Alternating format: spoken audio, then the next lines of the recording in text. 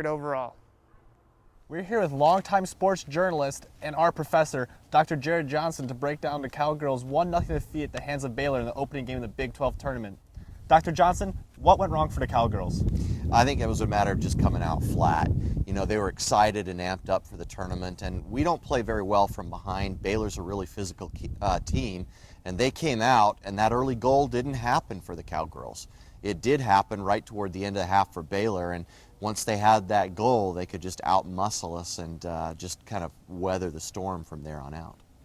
The Cowgirls finished 10-9-1 this season. Where does it leave their chances for making the NCAA tournament?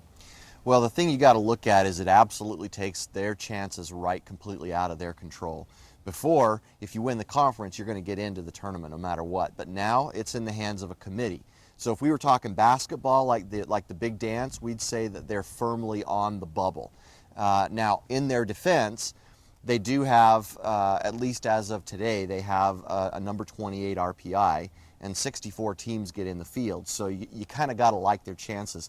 The other thing that is in their favor is that they're playing in the number 2 RPI conference in the country, and so their strength of schedule is very, very tough. So I like their chances, but it definitely isn't in their control. And should the Cowgirls not make it to the tournament, what are some positives they can take away from this season? There's a lot of positives they can take away from this season. Number one, they got a lot of players, some very valuable playing time. Some young players that normally wouldn't have seen the field had to step up. Now, it was because of injury that they had to step up, but a lot of people got a lot of playing time, and that is invaluable when it comes to starting a new season. You can't replace time on the pitch.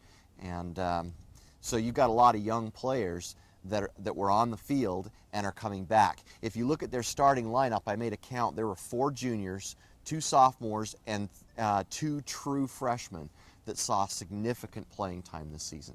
And this team's only going to lose 4 seniors. So what's the outlook for next season? We do lose 4 seniors, but let's be realistic about it. One of those seniors was the big loss, the huge loss, and that's Rosa Medina, goalkeeper. You can't really replace her. We've got 2 freshmen, 1 redshirt freshman and 1 true freshman this year that are right behind her that will be fighting for that position, and that's going to be really, really hard to replace. On the other hand, you're losing the other seniors that you're losing. Yeah, one of them was Miriam Reinhardt, who was kind of a jack of all trades, played a little bit of every position, and she's going to be hard to replace. But the other seniors didn't see a whole lot of playing time.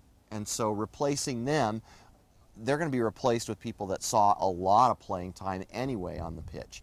And so the big loss, I would say, are to Reinhardt and to Medina. Those 2 players are going to be really, really hard to replace. But then you have all of your offense back.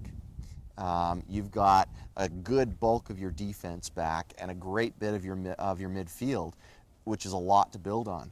I think next year could be one of the best years for OSU. Do you think this team has a legitimate chance of making a Big 12 Conference Championship run? Next year, I think they should be the favorites next year.